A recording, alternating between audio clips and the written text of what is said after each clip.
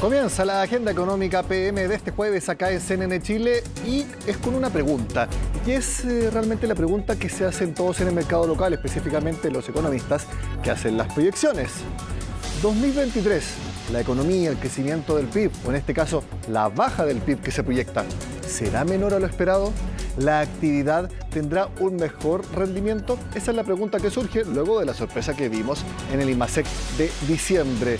Todos concuerdan en que si es así, tampoco será una mejora demasiado grande, sino que será leve, tal como lo cuenta Belén Vázquez. Fue una sorpresa y como tal reconfiguró varias proyecciones económicas. El IMACEC de diciembre dejó el cierre de 2022 con una cifra mejor a la prevista por el mercado, Hacienda y el Banco Central, dando además una buena base de inicio para el 2023. Podría darse un fenómeno bien interesante, es que podemos ver muchos IMACEC por mucho tiempo en negativo, pero pueden estar muy cercanos de cero. O sea, al final de cuentas podríamos ver una recesión o una caída del producto que va a tener un calado bastante pequeño, mucho más pequeño de lo que se creía hace unos 6 meses atrás. Si el año pasado tuvo un crecimiento que oscila entre 2,7 y 2,9% según estimaciones preliminares, ahora resta saber qué ocurrirá en 2023, que no solo tiene proyectada una caída del PIB de entre 1,75 y 0,75, sino que además empezó con una inflación muy alta. En el corto plazo, dicen los expertos, la situación efectivamente se prevé mejor. Si bien la primera parte del año va a seguir teniendo caídas en el crecimiento, estas serían algo más moderadas de lo que se pensaba e incluso podrían haber alzas menores. Todo, por supuesto, sujeto al factor base de comparación que debería regularse paulatinamente. Nos va a permitir entonces ver mejor lo que está pasando con el dinamismo propio de la economía y en esa línea lo más probable es que tengamos datos negativos, quizá algún dato positivo, pero todo muy nada muy consistente, o sea, no vamos a ver muchos datos positivos ni tampoco probablemente muchos datos negativos. En el gobierno no creen que el año 2023 esté jugado y de hecho estiman que hay margen para que pueda obtener resultados menos malos que los pronosticados de la mano de la normalización de otros elementos. Por ejemplo, aun cuando la inflación seguirá alta, esta irá a la baja y hay consenso en que podría alcanzar 5% a fin de año. Estamos haciendo, digamos, todo lo que como gobierno podemos hacer respecto a poder incentivar la inversión en Chile y poder activar la agenda productiva y creemos que eso nos puede hacer tener un 2023 mucho mejor a lo esperado. Es muy importante ver cuánta inflación fue la que tuvimos durante el primer trimestre del año 2022, fue tremendamente alta. Recordemos, solamente en marzo 1,9%, eso no es lo que se espera ahora, por lo tanto, en términos interanuales, la inflación debiese caer muy rápido durante el primer trimestre o durante la primera parte del año, con marzo con mucha probabilidad siendo la última vez en que tengamos una variación interanual de 2 dígitos. En términos de recesión todavía hay debate. En el Ejecutivo plantean que esta ya quedó atrás y que se produjo en el segundo y tercer trimestre, algo compartido medianamente por los analistas. El matiz, en este caso, lo ponen las características de la recesión que responden más bien a un proceso de ajuste. Que nunca hubo un escenario así muy catastrofista. Yo creo que nadie, ni siquiera los más pesimistas, proyectaron caídas del 3 o del 4%, que podría ser un escenario bastante complicado. Al final del día, lo que estamos viendo hoy día es estamos pagando la fiesta de consumo, más que nada, que vivimos producto de las ayudas, de los IFE, retiros de fondos de pensiones, que generaron un crecimiento que era insostenible en el tiempo, que fue un crecimiento básicamente de consumo. ¿Qué componentes cobran relevancia para que 2023 tenga un mejor resultado que lo proyectado? La inversión, mantener estables las tasas de desocupación, bajar la inflación y, no menos importante, reducir la incertidumbre que se podría generar con la reforma tributaria o la de pensiones. Esta reforma tributaria es para el país. No es para el gobierno, es para el país, porque creemos que el país necesita esos recursos y por lo tanto será de hecho más adelante que los gobiernos hacia el futuro se beneficien de estos mayores recursos y de nuevo de manera gradual aplicado, con un foco también en inversión importante. Hay bastantes incentivos ahí que hemos generado. Con todo, algunas estimaciones ya hablan de que la caída del PIB en 2023 podría ser de 0,5 con optimismo y de 2% con pesimismo. Esto mientras en paralelo la tasa de interés se mantendría en los niveles actuales al menos en las próximas 2 o 3 reuniones.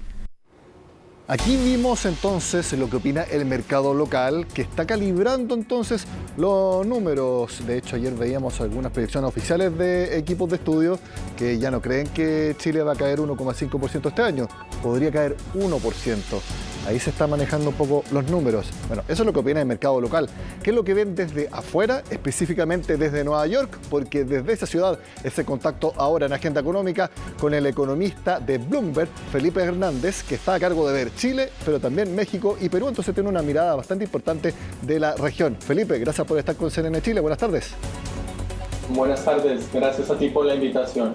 Felipe, tu primera impresión después de conocer dos datos importantes de nuestro país para cerrar 2022. El superávit fiscal, que fue 1,1%, y también la actividad económica de diciembre, que fue mucho menos mala de lo que se pensaba y ha hecho entonces estos ajustes de proyecciones. ¿A ti te sorprendieron esos números que informó tanto el gobierno como el Banco Central esta semana?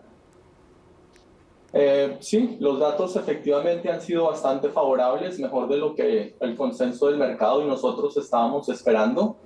En términos de actividad económica, lo que hay que destacar en el caso de Chile es que es necesario que se complete el ajuste macroeconómico que se viene dando desde el año 2022. Los niveles de actividad económica todavía están por encima del potencial, así que hace falta una mayor desaceleración del nivel de actividad económica para evitar desequilibrios y mayores dificultades en el mediano y en el largo plazo. Así que los datos de actividad económica son favorables, pero es importante destacar que todavía hace falta y es necesario que se termine de cumplir el ajuste que se comenzó en el 2022. Exacto, y eso también podría ser porque el Banco Central, en una entrevista que le dio precisamente a Bloomberg el fin de semana, la presidenta Rosana Acosta confirmó que van a mantener por un buen tiempo la tasa de interés en 11,25%. Nunca el Banco Central dice cuándo la va a bajar. No es tan específico, pero al decir eso, significa que lo más probable es que no la baje en abril, que era el mes en que todo el mercado decía que el Banco Central iba a empezar a recortar la tasa de interés. Esto lo va a hacer quizás más adelante, precisamente por lo que tú mencionabas, porque todavía hay que hacer ajustes en la actividad mayor por el objetivo principal que tiene el Banco Central, que es que el control de precios, que la inflación esté en 3% anual, y esto todavía falta para que se pueda lograr. Así es, efectivamente, si uno mira las proyecciones que publicó el Banco Central en el último informe de política monetaria, las proyecciones que publicaron traían implícito que probablemente empezarían a bajar la tasa de interés en la reunión de abril. De todas formas, o lo que ha ocurrido desde entonces es que tanto los datos de actividad económica como los de inflación muestran que la reducción ha sido menor, en la reducción de esas dos variables ha sido menor a la que esperaba el Banco Central, y en esa línea el escenario base que estaban proyectando, donde empezaban a recortar la tasa a partir de abril, lo tienen que, o está siendo modificado. Lo que nosotros creemos es que la economía se va a seguir desacelerando, que la inflación efectivamente va a caer, pero que la corrección se va a seguir dando a un ritmo más lento que el proyectado inicialmente por el Banco Central, y que probablemente tendrían que esperar en nuestras proyecciones hasta la reunión de julio para empezar a bajar las tasas de intereses, y que la bajada de tasas sería de pronto más gradual de lo que inicialmente habían proyectado también, con una tasa que a finales del año probablemente resulte ser un poco mayor de la que inicialmente había proyectado el Banco Central. Felipe, desde afuera, ¿cuál creen ustedes que es el o los 2 o 3 factores más importantes que va a ocurrir este año y que va a incidir en el resultado económico de nuestro país? Bueno, yo destacaría que hay dos factores, hay factores tanto internos como externos que van a jugar un papel muy importante. En el lado externo, resaltaría dos. Uno es lo que pase con la política monetaria en Estados Unidos, donde todavía hay bastante incertidumbre. El mercado recientemente ha venido descontando, o ha tenido una mejoría, descontando un escenario de política monetaria y de actividad económica en Estados Unidos un poco más favorable para las economías emergentes y países como Chile. Y el otro factor externo que es también muy importante en el caso de Chile es lo que ocurra con la actividad económica en China y los precios de los commodities, en particular del cobre. Y en ese factor, recientemente las noticias también han sido bastante favorables para Chile, donde China se espera ahora empiece una recuperación bastante más sólida, aunque todavía a tasas menores a las que históricamente había venido creciendo la economía de China, pero con una tendencia favorable que ha ayudado a impulsar los precios del cobre, obviamente atado también a los efectos que han tenido las protestas en Perú y problemas en otros países productores de cobre que han también impulsado los precios del cobre al alza. Y en términos de factores internos en Chile que podrían afectar el desempeño de la actividad económica, resaltaría obviamente lo que pase con las reformas, tanto las reformas políticas como las reformas económicas. Creemos la reforma constitucional es hoy en día una menor preocupación que lo que fue en años anteriores. Creemos que el proceso está encauzado de una forma muchísimo mejor que el anterior esfuerzo para cambiar la Constitución. Y en cuanto a las reformas económicas, todavía hay bastante incertidumbre. Y lo que yo resaltaría es que tanto en el caso de impuestos como de pensiones, lo que se necesita es llegar a un consenso, pero se necesitan hacer esas reformas para solucionar los problemas de fondo que tiene la economía chilena. Felipe, por lo que tú mencionas, los agentes internacionales, ustedes en Bloomberg, le están poniendo más atención a las reformas tributarias y de pensiones que al nuevo proceso constituyente. Yo no diría que menos atención, pero sí hay menor preocupación por los posibles cambios que se puedan presentar o por los cambios que podría traer una nueva constitución. Nuevamente, la forma en que este nuevo proceso se va a dar, las reglas que se han fijado y los límites que se han fijado para los cambios que se pueden hacer, han limitado los riesgos y el nivel de preocupación que existía anteriormente en el mercado, el cual era significativamente más alto en el anterior esfuerzo para modificar la Constitución. Felipe, respecto al manejo fiscal, se ha destacado mucho el primer superávit en una década en nuestro país en 2022. Te quiero preguntar si eso también está siendo destacado allá en Nueva York y lo atribuyen al manejo del ministro de Hacienda o al diseño del gobierno anterior, porque yo he escuchado comentarios que atribuyen que el éxito de este superávit es uno u otro. Está bien dividido el tema. Bueno, lo primero es efectivamente los resultados fiscales han sido bastante favorables. Más allá de atribuirlo a la presente administración, yo creería que es resultado de el marco fiscal y la política fiscal responsable que todavía predomina en el caso de Chile. Es un gobierno que tiene unas propuestas y ambiciones de mayor gasto social para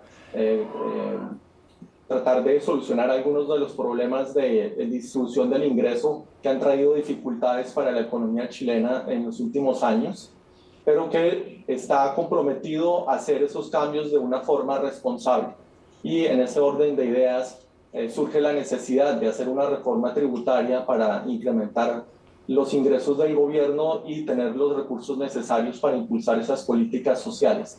Pero nuevamente, el efecto positivo de estos resultados es principalmente porque los mercados internacionales continúan o han visto que a pesar de las dificultades y de lo difícil que se veía hacer un ajuste de la magnitud que fue necesario hacer el año pasado, el gobierno efectivamente lo hizo y lo hizo un gobierno que tiene precisamente unas propuestas sociales bastante ambiciosas. Exacto, y ese tipo de análisis lo hacen las clasificadoras de riesgo, que seguramente van a tener muy en cuenta lo que hizo Chile en 2022 para las notas de riesgo y también para las perspectivas de las notas mismas a futuro. Felipe Hernández, economista para América Latina de Bloomberg, gracias por el contacto desde Nueva York con Agenda Económica, que esté muy bien.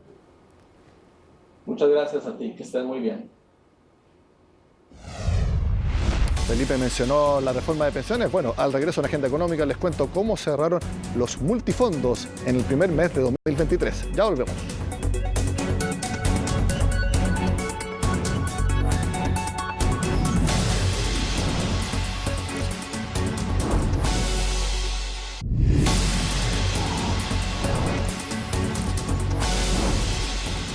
El año pasado los multifondos que administran las AFP tuvieron resultados absolutamente disímiles. El fondo A tuvo una caída, si no me equivoco, de 17%. Creo que fue el segundo peor año en la historia del fondo A desde que existen los multifondos. Por el lado contrario está el fondo E, que tuvo una alza de casi 8%, el mejor de la historia. Bueno, así partió 2023. Este es el cierre de enero, lo informó la Superintendencia de Pensiones, con resultados mucho más normales, según lo dice la estadística. El fondo A renta 0,75%, el fondo B 0,57% y el fondo C 0,23%. Vemos a los fondos conservadores D y E con caídas de 0,33% y 0,59%. Ese es entonces el primer mes del año para los multifondos que administran las AFP. Cambiamos de tema porque algo que nosotros motivamos bastante acá en la Agenda Económica es la electromovilidad, autos eléctricos, buses eléctricos, también calefacción eléctrica, ventiladores eléctricos, algo muy importante en estos momentos de mucho calor en nuestro país.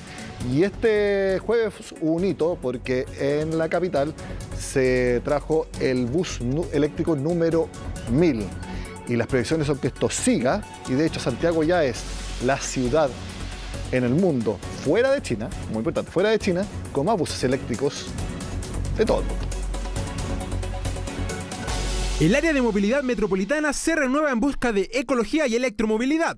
Renca fue la comuna escogida para sumar el bus eléctrico número 1000 y además inaugurar un nuevo terminal. Esto gracias a una asociación público-privada en conjunto con Copec Voltex y Enel X. Esto es una asociación pública-privada, que esta es la transformación más grande al sistema de transporte público de Santiago después del inicio de Transantiago en el año 2007. Que genera beneficios claros en términos de reducción de huella de carbono y muy importante también reducción de contaminación acústica. Gran beneficio para las comunas como Renca, la cual hace unos años, según la estadística del Directorio de Transporte Público Metropolitano, contaba con los buses más antiguos y con peor funcionamiento, por lo que para los vecinos y usuarios de buses es un gran avance que entrega mayor seguridad y conectividad. Para mí ha sido fantástico, y además que pasan seguido ahora, entonces no tenemos el problema que tenemos antes. También es importante que nosotros como usuarios o la comunidad puedan transportarse o dirigirse a otro lugar en un bus que sea digno, que tenga las comodidades que necesitamos nosotros. Ya no tenemos ese problema acústico nosotros los operadores, que estábamos todo el día con el motor o el freno o la puerta que sonaba mucho. Ahora nada, todo es como eléctrico, las ventanas todos tienen seguro, todo está súper bien. Este gran avance en renovación, movilidad y cuidado del medio ambiente posiciona a Chile como la ciudad en el mundo fuera de China con más buses eléctricos. Sin embargo, a pesar del gran avance en la zona metropolitana, hay una gran tarea por llegar a las demás regiones del país. Apuntamos a que al 2040 todos los buses sean eléctricos y hemos avanzado. Tenemos un empresario que ya se adjudicó una licitación, por ejemplo, en Antofagasta. Tenemos otra situación similar en el Gran Valparaíso y queremos ir avanzando de manera que las distintas ciudades del país vayan incorporando este tipo de tecnología. Una inversión de cerca de $35 millones, de la cual se espera que a mediados de este año la cantidad de buses aumente a 2.000 y se construyan 24 electroterminales en Santiago, continuando así con el importante desarrollo de la electromovilidad en Chile. Termina de esta forma la agenda económica de este jueves. Sigan con nosotros acá en CNN Chile.